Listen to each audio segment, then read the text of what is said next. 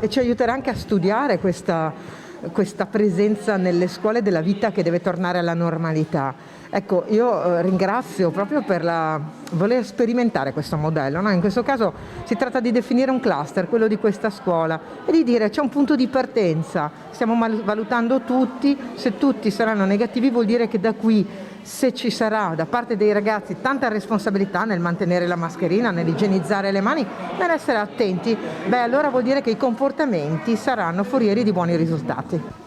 Irigem fa il primo esperimento in Italia e credo che possa diventare un punto di riferimento, perché qui si definisce un cluster, qui si definisce che all'interno di questa comunità, se i comportamenti saranno corretti anche fuori, perché è chiaro che i comportamenti devono essere corretti in classe, a scuola e fuori dalla scuola, ci sarà quindi modo di poter sperimentare un modello nuovo che riguarda proprio le scuole. Questo ha un costo. Ecco, io credo che invece che buttare tanti soldi per i banchi, avrebbero dovuto al governo pensare un po' di più a questo tipo di prevenzione.